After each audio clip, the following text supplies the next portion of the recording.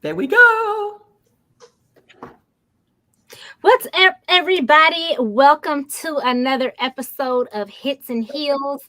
I am your girl, Danny Wright, with my awesome, phenomenal, superstar, rock star, co host, sister friend, coach, Terry Mims Bryant. You know, I gotta give whole government name when I introduce her. So it is July 12th. And really quickly, I just want y'all to know that we are exactly 2 months away from our 1 year anniversary. That's right. Well, 2 months and 1 day, but really, still 2 months. And we have something so extra special coming for y'all when we start season 5. Oh my gosh, I'm like on pins and needles. I can't wait until we can actually make this announcement. It's going to be great. But right now, we're still in season 4. And tonight, we have an amazing guest with us, Dr. Delice Coffey. Now, I cannot do her justice, so I'm literally going to read a portion of her bio because She's the bomb. like Like freaking okay, amazing. so amazing. And I really like her bio really doesn't even do justice to who she is and what she does. But I just want y'all to get a snippet of what you're in for tonight because it's going down. It's about to be so good. Like, oh, this is about to be fun. Okay, so Dr. Delice Coffey is a psychologist and mental game coach specializing in sport and clinical psychology. She is a successful business owner who improves the world around her through her work and dedication. Dr. Coffey has spent many years of education and business preparation to develop living well in sport and life, and the D. Coffey Foundation for Athletics and Education. So y'all know that this is right up me and Terry's alley, right? Yes. Like we Perfect. always talk about the mental aspect of the game and also how mental health impacts your physical health. It impacts your ability to perform on the field as a coach. And Terry's a huge health and wellness superstar, rock star, all of that. And so I'm just excited. Like I'm not even going to I want I do need to mention that Dr. Coffey has also been featured on ESPN, Outside the Lines, right? She has been on Sports Center. She has been on LA Talk Radio, Extra Sports Talk, ABC, NBC, all of the BCs, right? She's been on all of that, the whole alphabet. She has it covered and smothered. And so it's an honor, right, for us to be able to have you as our guest tonight. If you have not already, I need you all to make sure, if you're on Facebook, hop on over to YouTube and hit the subscribe button. If you don't know, YouTube has changed the game. We need 500 subscribers so we can start monetizing our channel. So tell a friend to tell a friend to subscribe. Okay. If you are on Facebook or YouTube, make sure that you drop a comment. Let us know that you're watching. Tell us where you're from and what you do and who you are and all that great stuff. All right. Like, comment, and share. We will see your comments if you're commenting on Facebook or YouTube. We will see the comments in the chat and we will highlight your comment. Make sure you also ask questions in the chat so that we can get those questions over to Dr. Coffey. So without further ado, Dr. Coffey, welcome to Hits and Heels. Oh, thank you so much. Thank you so much. It's such a pleasure to be here. I'm so excited. This is something that's been a long time coming. Yes, So thank ma'am. you so much for having me. Awesome. So I know I read a little bit about your bio, but how did you get into the mental health field? And specifically, you transformed it because mental health in sports has really become not even it's so much more than just a an option, right? It's now becoming part of a lot of athletic organizations where they are hiring mental health experts as part of their staff at the pro and even at the collegiate level. So, what made you want to get into mental health therapy and also transform that into focusing on athletics? Yeah. My journey is pretty interesting because it wasn't a straight line. I didn't start out with a goal to be a mental health and a sports performance psychologist. I started out wanting to do clinical work. As a child growing up, I was always curious about why people did what they did and just kind of asking questions and then just a lot to myself trying to figure things out. And when I was like really young, like in elementary school, I had a cousin that was the same age. So she and I would figure these things out, and we knew we were right. So that childlike mind, we were always like, I don't know why they did that, but why did they do that? So I was always just very curious. And as I grew up, the curiosity had stayed and never went away.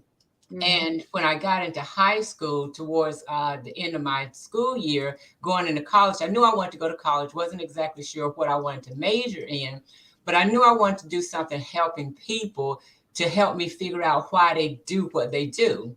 And just kind of talking to different teachers and counselors, and they told me about psychiatry and psychologists.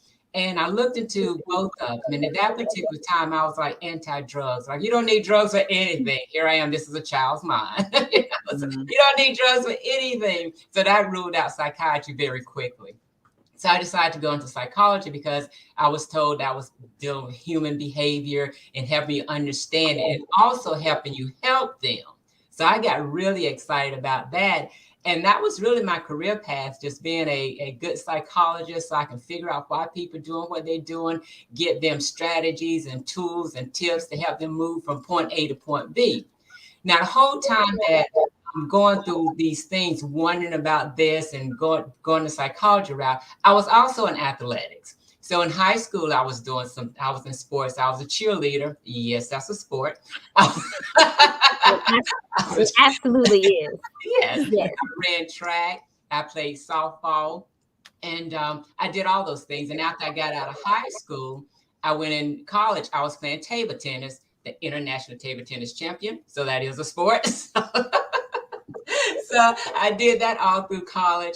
And then after that, I was bodybuilding and powerlifting. So the whole time I'm in academics, I'm also staying active in some type of sport. And when I was powerlifting, that's kind of when I started really doing things more on the mental side because my goal was to be a professional bodybuilder. That was the goal. I had a goal. And I won some first place. And, the goal is to get to overall, didn't get to overall. And then I wanted to be the North Carolina champion. I Mm. had the physique to do it, but the diet. That's Mm. what kept me from being a Yeah. North Carolina state champion. I actually ended up being fourth. I should have got third, but I got fourth. And the diet was just really difficult for me. It was very challenging. And, at that time, we weren't talking about, mental tough things. We were just talking about just don't eat it. Okay. Mm. That was hard for me. So, knowing that I still need to do something athletic because that's in my blood, I went to powerlifting because I was told, you don't have to diet when you powerlift. You just kind of lift a lot of weights. So started doing that. Then I connected with a girl that was powerlifting and then started learning the form of powerlifting and learned that there was really a way that you can utilize your form to lift even more weight. So I actually was doing really good in that. And what I did back then, this was before I got into sports psychology, I would always visualize myself lifting weight. So every time I would go up to the weight doing a deadlift, I would always see the weight coming off the floor before I actually did it. And I did the same thing with the bench press as well. So just kind of fast forward, after I graduated and went into graduate school, and actually it was after I graduated from graduate school, still in clinical psychology. By this time, I'm like 25 years in. It's like, okay, I want to do something else, but I didn't know what something else was. So I stumbled across mental game coaching, literally stumbled across, and I read about it. And it's like, I can combine sports psychology and clinical psychology, and I can do both of them, so I don't have to give up anything. So the more I got into mental game coaching and sports psychology, I kind of figured out they're very different. So knowing that they're very different, still wanted to get good at both of them, I realized in studying that I was doing these techniques. I was doing visualization before I knew that was a thing. I was breathing before I knew that was a thing.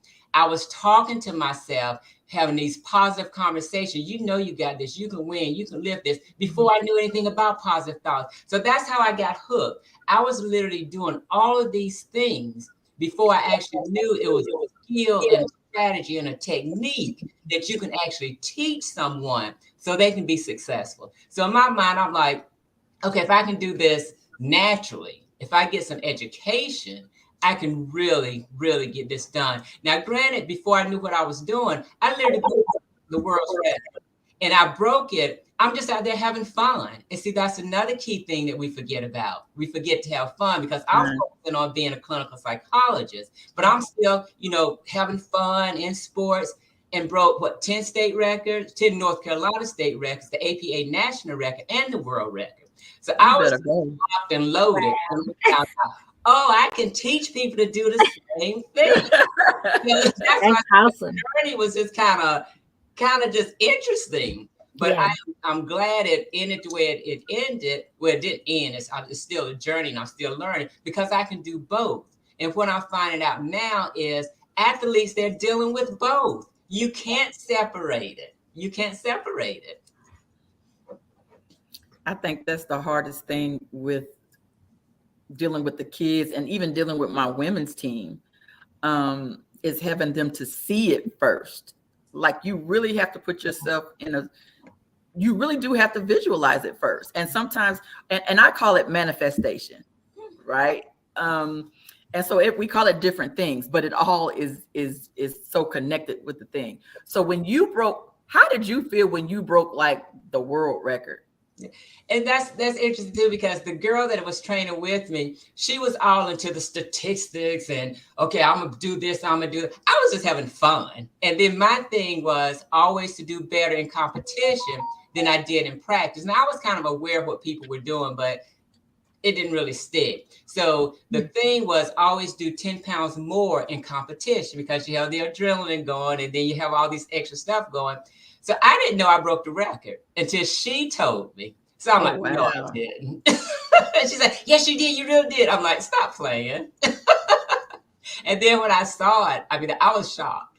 I was just really shocked. So I think a lot of it is just setting that goal to do better, to beat your own personal best. And that's kind of what I wanted to do. I always wanted to do better than I did before. And then staying focused. I was very, very focused. That was my thing. People thought I had confidence, but I was focused. Confidence, that's another story. We can talk about that later. But being focused and then just having fun and just making sure you set those goals, set them with intentions, and then go after them. What does can you expound on the focus part? Because I lack focus. And I feel like that's an issue that I really, really struggle with. Matter of fact, I had a conversation with one of my friends yesterday, and she said that she was looking to talk to a therapist as well because of her lack of focus. How do we home focus? Like, what is the difference between focus and, like what you said, confidence? Now, focus, first you want a clear vision of what you want your results to be. And then once you have that clear vision, you want to break it down into smaller parts and work towards that. What most people have challenges with, they don't have a rock solid, clear vision of what they want. So when something and they're not committed to the process 100%. Because what happens with us most of the time, we have a vision, we have our goal, and we're committed. But when something else comes up, we're going to go over here a little bit. We're going to go over here a little bit. And then, we'll come get back to it. But now we're focused. What we want to do is to be able to lock it in so tight that that's the only thing that's priority for a length of time in order for you to get to it. And then it also requires dedication to whatever it is you're working towards. It's kind of like a moving target, like the archery. That's what it is. If the target is moving, you'll never hit it. You'll never hit it. So you want to make sure your target is not moving, and then you're working towards it with that goal and that mindset at all times. So that's kind of how you lock that focus in. And it's so easy for us to get distracted these days till you almost have to work overtime to just stay focused on one thing. But making it a priority and committing to it, that's what helps. As an elite athlete, when I see elite athletes that have that type of focus, I feel like it's something that's in them. Like, how do you teach that?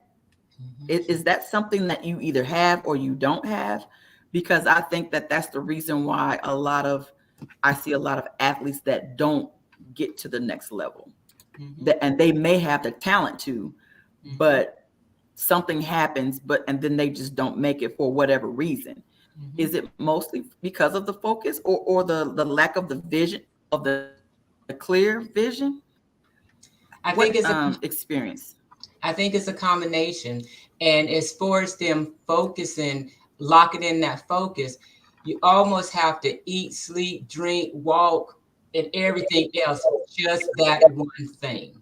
And you have to want it so bad that nothing can take your mind away from it. Nothing can even distract you. It's almost like you can't hear anything else. You'd have to want it that bad. And that's how it is when you get on that elite, that NBA, that WNBA level. That's all they do. That's their job. So they know if they're going to keep their spot, they have to be locked and loaded 100% of the time. And then when you get down to the elite collegiate players and the high school players, they just have so much going on. So it is a skill you can teach. But in order to teach it on the level that they need to be taught, they have to want it that bad. And that's what happened at the college level and the high school level. They want it, but they don't realize the work that's required. They don't realize the sacrifice that they have to give up. And on that level, they're not really willing to give up everything. And if you want to be super good, you have to give up a lot of things. You can't be the typical student. You can't go out. You can't stay up late. You can't eat junk food. You can't do those things. And that's what it takes to get that vision locked and loaded. Nothing else matters. And you have to be able to stay connected to that vision and stay committed to that vision. That vision is priority over everything. So with visualization, I know for me, and I know Ty, I told him to write his goals down. So I had told him that, like, prior to his freshman year, like when he was going from 8th grade going into the high school, I had told him, I said, write down your goals. What do you want the end of your high school years to look like? Write down the goals. And of course he didn't do it. But what he did do was last summer, he did write down his goals. And after he won his championship game, he came to me and was like, look, I did finally write down my goals. And I reached, I think he got almost all of them. He got MVP. They won the state championship. I mean, there was so many things that came into fruition because he wrote them down. How important is that part of the visualization? I mean, the word says to write the vision and make the plan. That's important. That is important, because when you're writing things down, you're making a better connection with the mind. So when you're on a computer typing, that connection is not as high. So So there is a higher connection between actually pen and paper when you're writing things down. And it's even higher when you post it on little sticky notes or something like that, where you can actually see it every day. So what you're doing, you're training your brain to go to work to do what you want it to do, because your mind can't distinguish the difference between what's real and what's not real. So when you're visualizing, you're actually practicing what you want to do and what you want to achieve, because it's like you have this extra team in your head. So when you're seeing things, that team in your head, they're working hard to make whatever it is that you want to come true. And I try to encourage my kids now to use pencil and paper. That's kind of challenging. They It want is. everything on the phone or at the computer. And that's fine, but you have a bigger impact if it's pen and paper. Gotcha. So let's just talk about real life stuff that a lot of women dealing with. So I have a women's football team, and we're very disappointed in the season that we just had. And so right now we're doing like a 21-day challenge. And the challenge is your diet. How, what is the mind over matter? Like, why do we have such a hard time with just everyday things like that, as far as setting those goals, visualizing maybe what we want to look like, and actually following through with that? What is the barrier with that, especially with us as Black women? For most part, it's not what we do naturally, or it's not what we have done historically. So it's something new for us. So it's like we have to learn how to do these things, and then we have to do it consistently with everything else we have going on. And then sometimes we don't realize the importance of everything.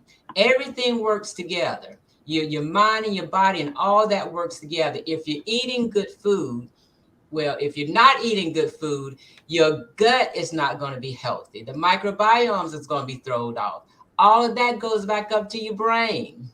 And then when it gets to your brain, now your brain chemistry is off. So you're not able to focus. You're not able to concentrate. So all of it works together. And I know when I'm working with my athletes, I'm always connecting them with the nutritionist. I'm always connecting them with the exercise, with making sure they're following through with what the PT is telling them, because it's a holistic approach.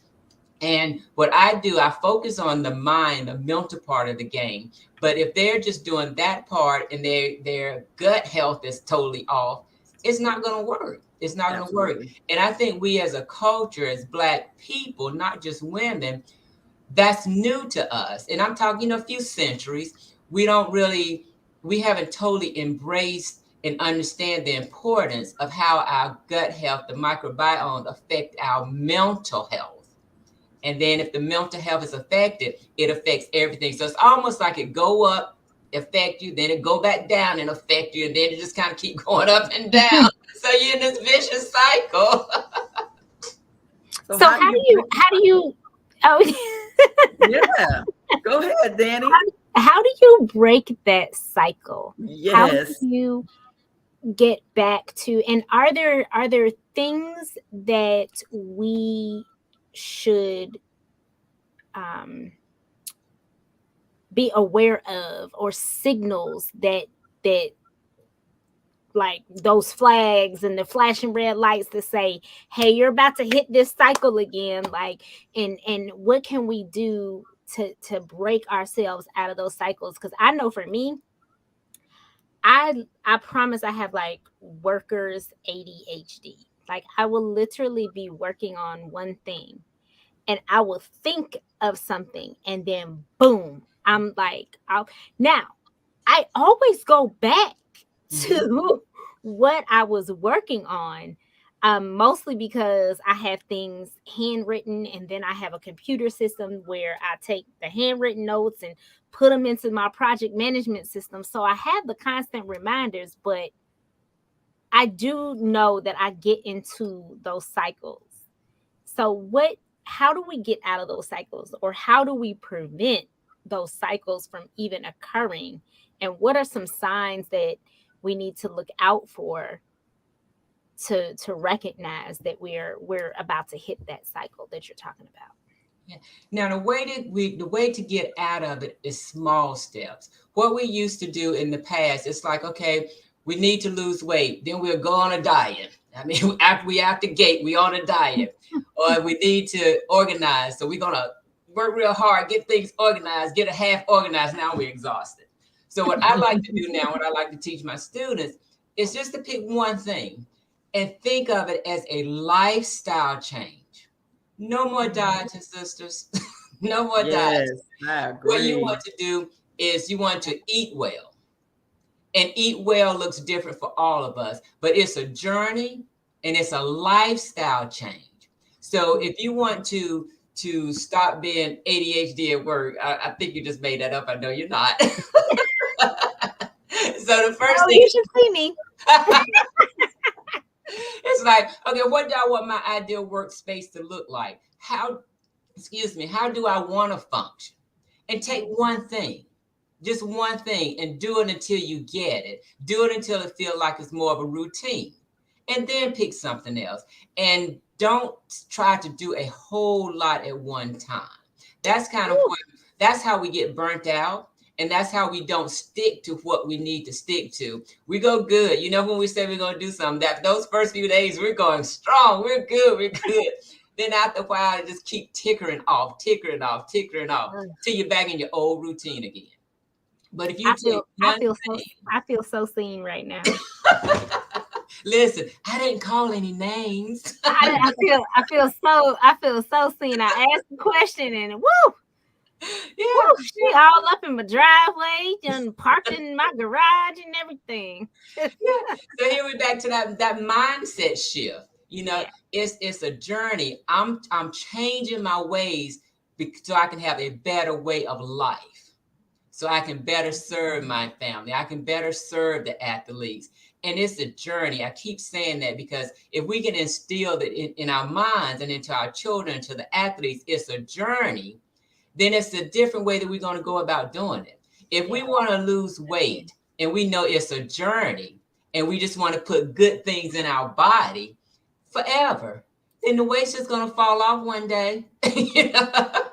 Right. It really will. You know how we do. We diet and we gain it back, then we diet again. So I've actually committed to not ever dieting again in my life because I know I'm the queen of dieting. I know I have that. Right. But it's like I read about it. It was true. I experienced it. It's true. So that's my outlook. It's a journey.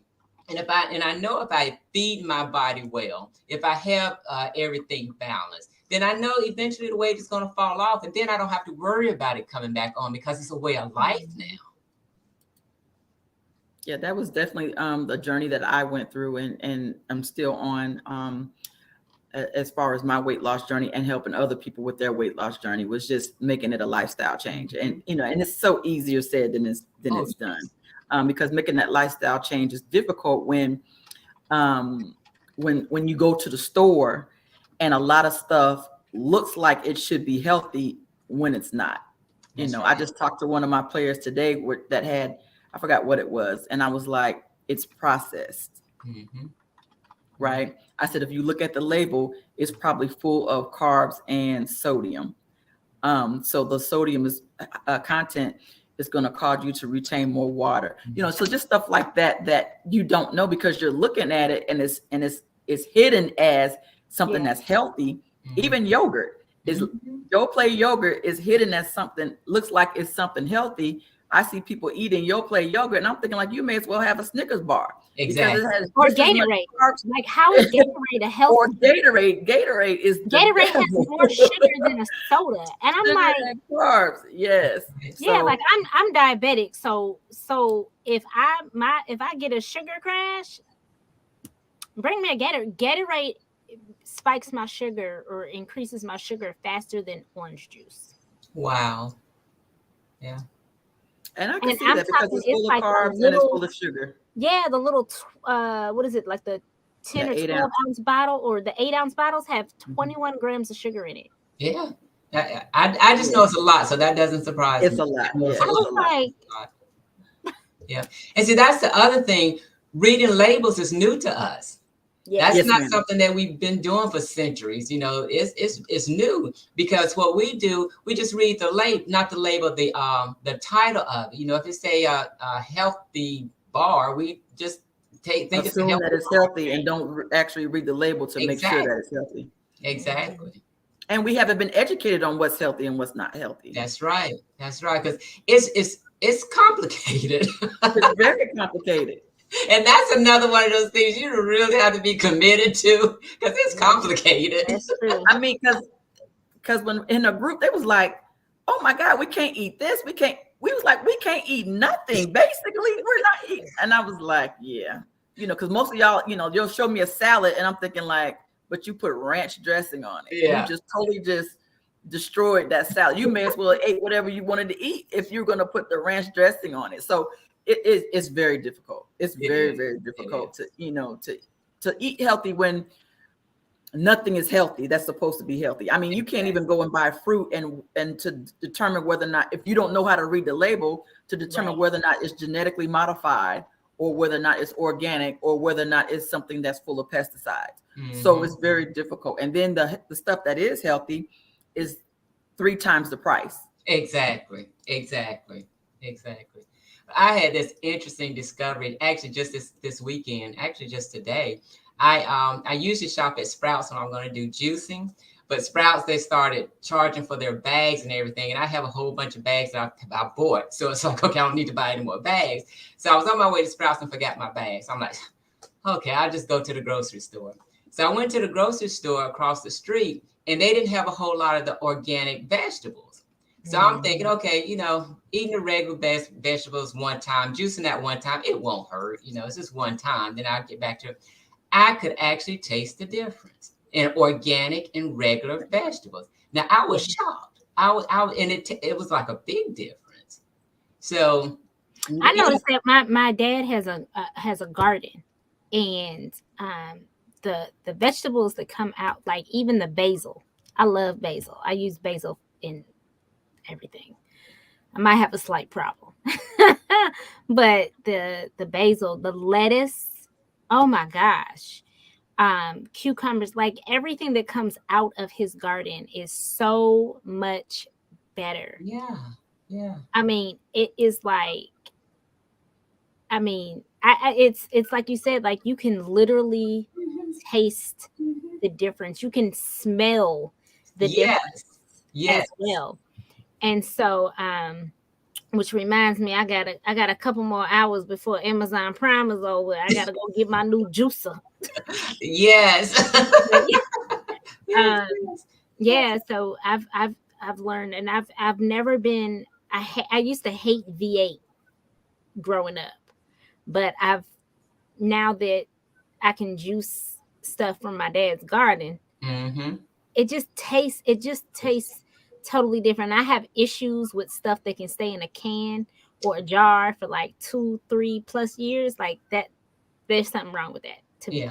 Yeah. So, but there is a difference, and I have noticed that when I do cut out certain foods, even my whole body just there's just such a big difference in how I feel, that, like you said, it impacts the physical but also the mental. So I love that aspect, and it speaks to just having balance, right? Exactly. If you're physically and mentally balanced, then it's like the rest of your life is going to follow.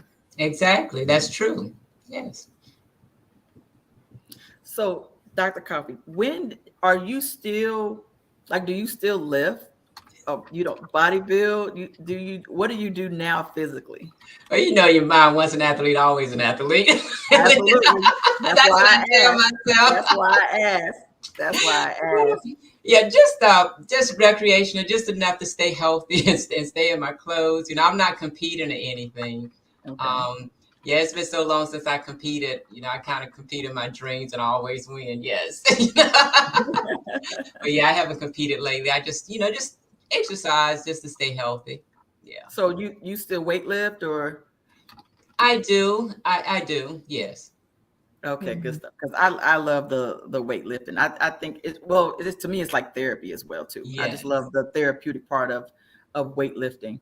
Um, okay, so I want to transition into if we have parents, sometimes the mental part of the game when we're developing young athletes. I know for Ty, one of the things that I spoke to him was I know you enjoy this, Hmm.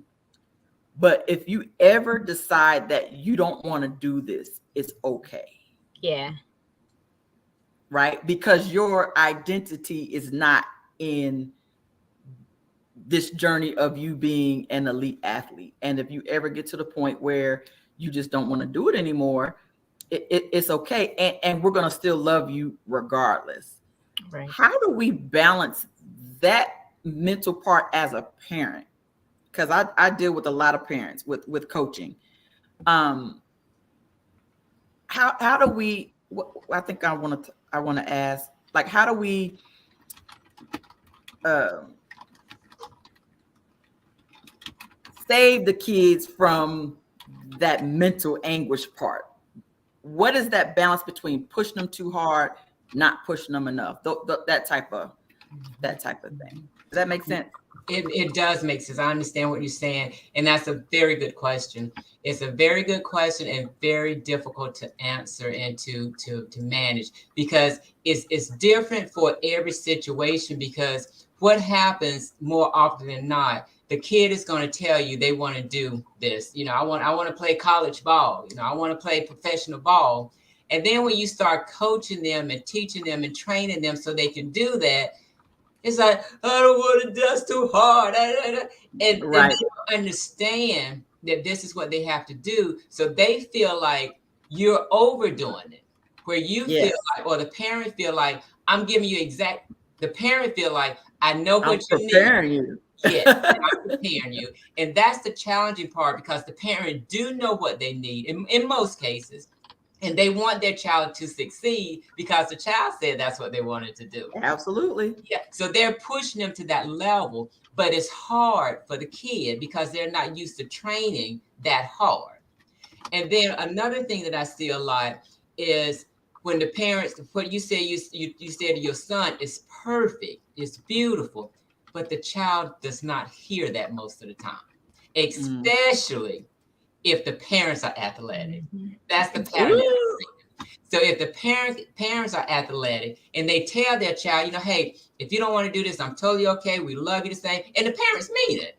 But what the child is thinking and what the child is hearing, oh, they're going to be disappointed because mom did this and dad did this. If I Mm. don't do this, they're going to be disappointed. So they have their own conversation in their head and they hear probably half of what you say, but they're going on most of what they told themselves. So Mm. the balance is almost kind of a seesaw kind of balance.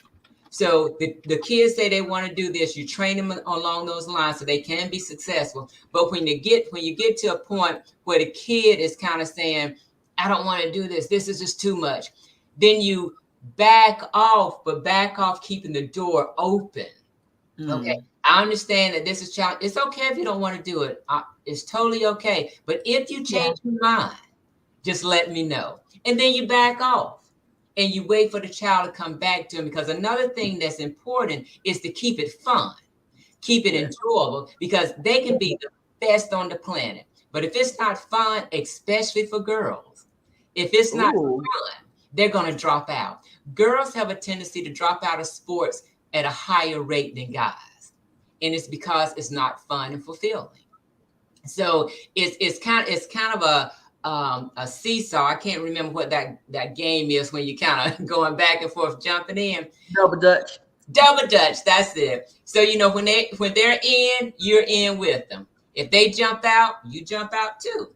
But Okay. always letting them know it's okay to change your mind. It's okay if you don't want to do it. However, these are the things other kids are doing to get to that Yeah. level. Yes.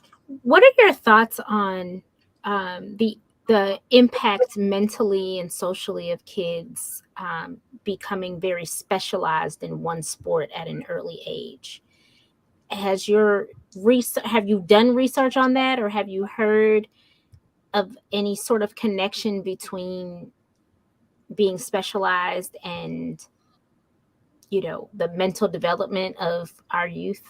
Yeah, I have not done any research on that area. And actually, most of the kids that I work with have all played multiple sports. I haven't had a case or a family where they came in and specialized like that. So that's something that I'll have to look into and see what the research is on that, because I'm pretty sure sooner or later that's going to cross my plate. It's coming. It's coming. Yes. It's coming. Okay, so now that we have the NIL, I think that I think your job is getting ready to get more difficult, or your plate is getting ready to be full, because I think while I love NIL and I love the thought of players finally being able to get paid, Yeah. I also think it's going to create extra pressure Mm-hmm. on athletes. Mm-hmm. So have you experienced that yet? I have not experienced that yet, but I think you're on point, because what happens is coaches want to win. That's the bottom line. Coaches want to win. And then now you put in the fact, okay, this is your job, you're getting paid. That is going to be extra pressure. Extra pressure may or may not create anxiety. And once the anxiety surfaces, the performance go down. So learning how to balance that's going to be crucial. And I think that is something that's beginning to surface. Wow. Yeah, I think I think the mental part of that is definitely going to be impactful. So I think where I want to go now is coaches. Mm-hmm. As a coach. So I coach grown women, and then I coach middle school boys, which is two different extremes, right? And so how do I mentally prepare my center is 50 years old. I mean, my right tackle is 45. My tight end is 45. My middle linebacker is 30 years old. Grown women, they have children, they're grandmothers. And I'm trying to get them into this mindset, like, look, we're trying to win a championship, but we're not committed, or you're not committed to your health and wellness, or you're not committed to your physical fitness. Where can I go? How do I mentally, as a coach? Mm-hmm. Mm-hmm. Because I'm losing my mind as a coach. Yes. And that's the $1 million question. I'm losing my mind as a coach, because I'm like, yeah, I can't cuss them out no more. I mean, I don't know what else, Listen. what else to say. And then even with young boys, again, they come to us, and we're middle school coaches, but we preparing them for high school. Mm-hmm. And so when we're pushing them, we're like, okay, when you get to the high school, it's going to be on a whole this level. What y'all think is hard right here is getting ready to get even harder when you get to the high school level. And so where does that, I don't know, how does that dynamic play out mentally? I have so much respect for coaches because you all do a lot. I mean, you just wear so many different hats. My brother's a coach, so I kind of get a front row seat of seeing what coaching is all about. And you just have a lot of different hats on. So I salute you for the great work that you're doing. And even in working with him and his team, sometimes it's like, whoo, glad I'm not a coach. But listen, I'm glad I just have this one thing right to do. And the challenge is balancing it all and doing everything well. Mm-hmm. That's the challenge, because what happened with most coaches, they're coaching the X and O's and they have that locked and loaded. They're like 100%. They can do that's it. And then they do a little bit of this because they know they have to. They do a little bit of this because they know they have to. But what the challenge is, you have to give all that you give to the X and O's, the same level of commitment and dedication to the mental part of it, the same dedication to the health part of it. And it's too much. It's too much, especially if the players are not self-motivated and going to take that little bit of information and run with it. Most of them would not do that. Most of them would not do that. And the easy fix, of course, is to hire someone to do those different things. That's the easy fix. And in most cases, that may not be possible, but trying to figure out a way to carve it in. In some cases, you may have to have an extra workout or an extra practice, but that extra practice is just about the mental part now, or the extra mental part and the physical part. But you can't do it all in one practice. Like you have in your practice the X and O's, and then say, don't forget about to do this, and don't forget. That doesn't work because they're not going to do it. Once they leave and get back home, they don't forget about what they're supposed to do. Yeah. And that's a fact. That's a fact. I mean, I think I said that. I think we were 2-3 games in with my women's team, and I said, it is crystal clear that you guys show up for practice and you're not thinking about football outside of practice, because there's nothing, you're not, there's nothing changing. There's no change, and you're not applying what is being taught. And then you're not going and learning on your own, because we're women's team, we're only practicing 2-3 days a week. We're not practicing every day like middle school or high school. And so we're like, you guys got to put in some of this time, as well. There's one of my players just popped on just now, but you guys got to put in your own time in it. And again, the game is mental. Matter of fact, I think my husband has done a great job when we're practicing. I bet we say that at least 10 to 15 times during the day during our practice time. We're guys, the game is what? The game is mental. The game is mental. My husband coaches baseball, and he said that baseball is probably the most mental game, unlike football and basketball, because with baseball, you might be sitting in the outfield and the ball might never get hit to you the whole game. Yeah. Whereas if you're playing football, you have a play, you might have 4 downs, or you might, go the length of the field, and you're on and off the field, and it's constantly moving. As with basketball, it's just a constant movement. But with baseball, you got to stay so focused on what's going on, because you be out in the field and now the ball's hit to you because you're unfocused, because it's the 7th inning and the ball hadn't came to you all game. Mm-hmm. Yeah. And so the game has to be mental. Hey, Autumn, thank you for being on. And so and Autumn. Okay, so Autumn reminded me of the other thing I want to talk about. How do we overcome the mental part of overcoming injuries? Ooh, that's a good one. I like that one. So the first step is they must be cleared 100%, not 99.9, 100% from the doctor. So once they get that clearance from the doctor, that's how we know it's mental. Sometimes it could be, sometimes it's not. But if we know from the doctor, yep, they're good. They're good to return to play. Now it's time to go to work. And we're starting all over. That's the thing we don't realize. We're just literally starting over. So they have to learn how to run again. They have to learn how to get hit again. They have to learn all these things again. And the way we want to teach them is little by little, put them in there a little bit at a time, because if we just throw them back in there to play, they're going to favor the injured body part. And by them favoring or protecting or trying to protect that injured body part and overcompensate it, they're going to make more errors. And what happens, most of the players don't know that. They think they're doing a good thing by protecting that injured part because they don't want nobody to hit it, because if they hit it, they'll be out again. So their mind is on that. Their mind is on protecting that injured body part instead of playing full out. So they have to get comfortable again and know that that injured body part is okay. That injured body part is just like it was before you got hurt. So you can play 100%, you can play full out. But the only way they can know that is do a little bit and get hit. And it's like, oh, okay, I did okay. I can get hit again, and I'll be okay. So after they get hit a couple of times and realize they're going to be okay, they're okay. But as long as they're trying to protect it or not get hit on that side, they're not going to progress forward. They're not going to overcome that injury or return into play with that injury.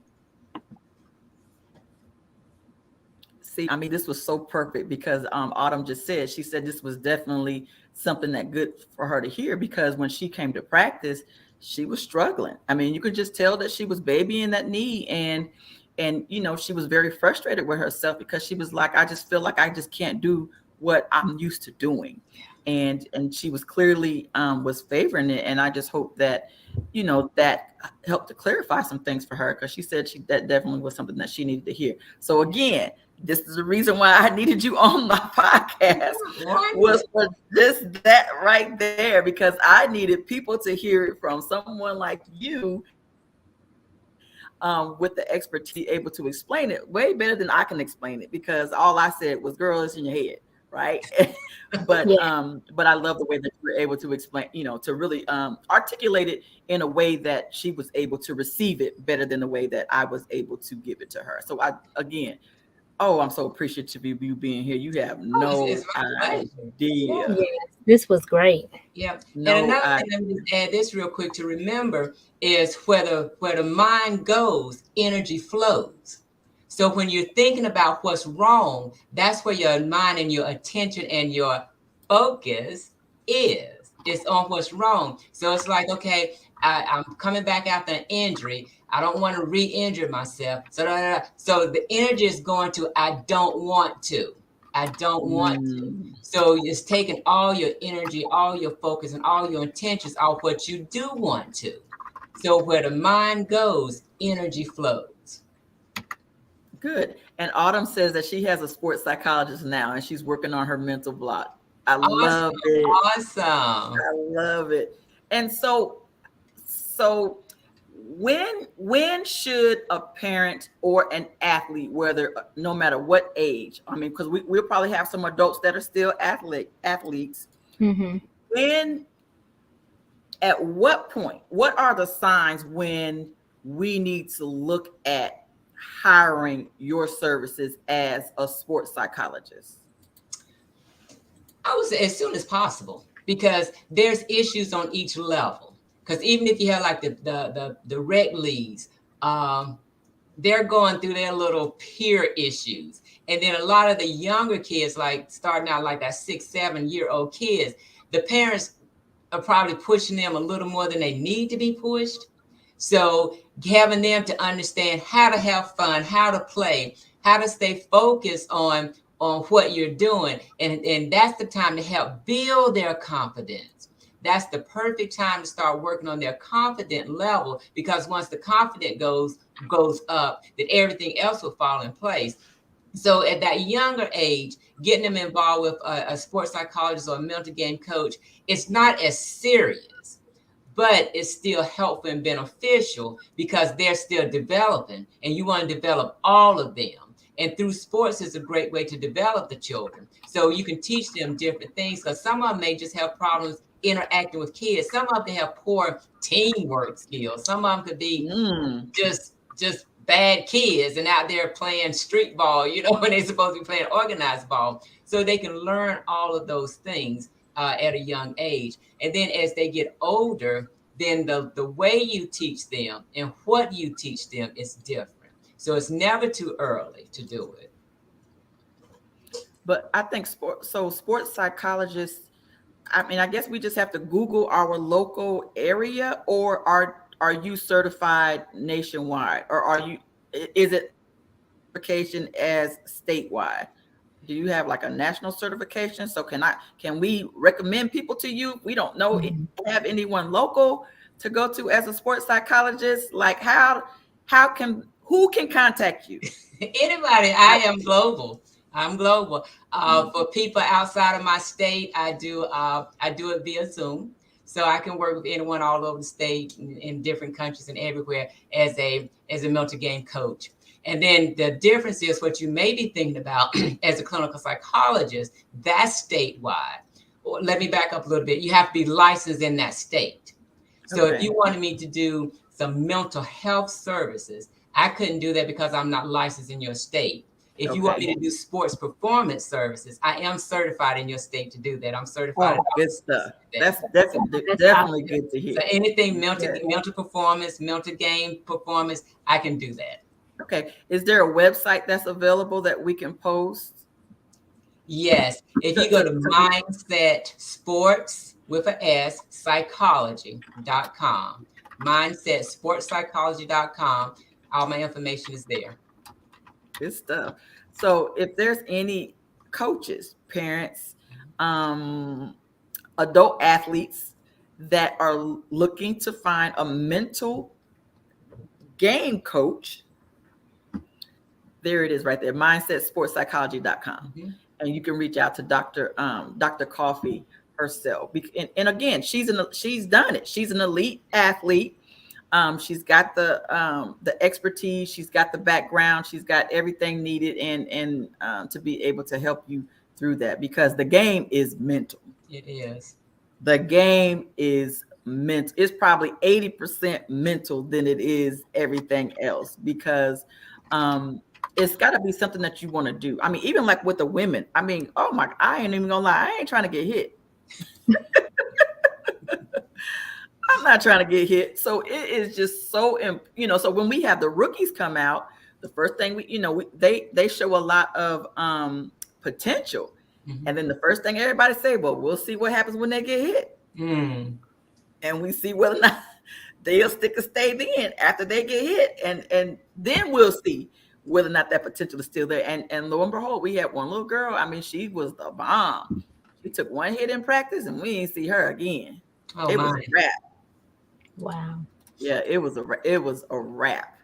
Right. And so, then like Autumn, we have a lot of them that go through a major injury. And then, we have to help them with that mental block with coming about. And I appreciate Autumn just said, she said, I'm thankful for this live, and that she was able to catch it. And she says, thank you to Dr. Coffey about getting that information. Yes. So thanks, Autumn. I love you too. So, all right. So we're about to wrap this up. This was absolutely what I knew it was going to be when we finally was able to get you booked on here, was getting this type of information out to our audience. Because again, we're just sports minded. And I also want to go back to what you said about the skills that athletics bring, the life skills, and just all the things that athletics teaches you going into the adult life. Because I have not been on a job yet where I can tell a supervisor that didn't play sports, because they have like no clue. They have no clue. And then they have a hard time being a team player. Yeah. And I've had lots of coworkers that are the same way. And so, and I started, I think, without even understanding, I started asking questions. Did y'all play sports? Or what sports did y'all play? And then when I find out that they didn't play sports, yes. No wonder. No wonder. Because it teaches a lot of life skills, problem solving skills, just I mean, so many intangibles that you would not even think about that can carry on into your adult life, as far as just being in relationships with people. I mean, even being in a marriage. Being in a marriage, I know a lot of guys, that were sports oriented, and then when they get with a wife that isn't, it's a struggle, because she doesn't really know how to be a team player, because she hasn't really been on a team, right? And so, and then of course the guys are always look like the bad person, like they're always the problem. Like they're the problem, right? And so, yeah. So anyway, so that's it.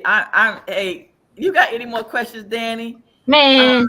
Because this was off the chain. I knew it was going to be good. I mean, it's been, how long have I been talking about trying to get her on? It's been months. It's been months. It's been a minute. You know what?